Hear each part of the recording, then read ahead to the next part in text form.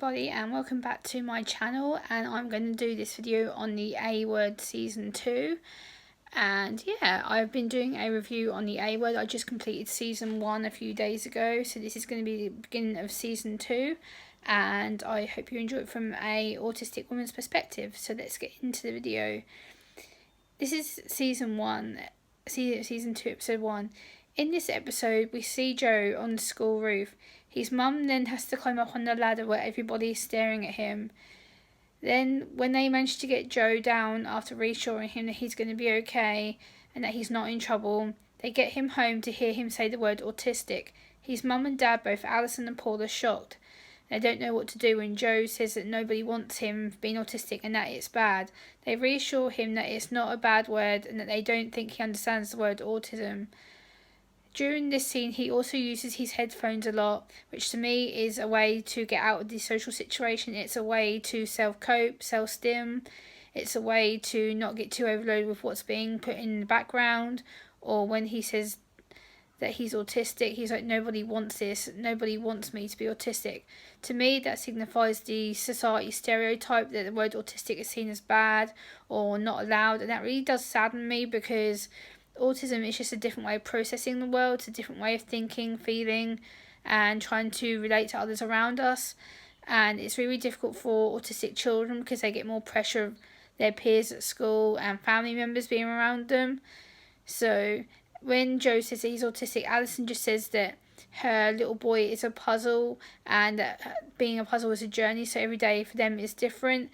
But again, her saying that Joe is a puzzle does really irritate me, because we're not something to be fixed, we're not something to be sorted out, and calling him a puzzle to me was quite offensive. But I understand why she could have said that. And then in the next scene, we see Ralph, which is Louise's son, working with Morris, which Morris is Alison's dad, which is Joe's granddad. And Ralph applies for a job in the factory, and Ralph has disabilities of his own, and Ralph gives him a job as a factory assistant working with him, which we see that disability doesn't get in the way of a job application. So that's really, really cool that they do that. And then we see Joe getting overwhelmed with too many questions being asked of him. Again, we see him on the second time on the school roof, and then the school teachers start voicing concern as to why Joe keeps going on the school roof, and apparently that he is causing distress to other students and other parents who attend school grounds. And then Alison and Paul, Joe's mum and dad, start looking into alternative schooling for him, including special schools who deal with autistic students.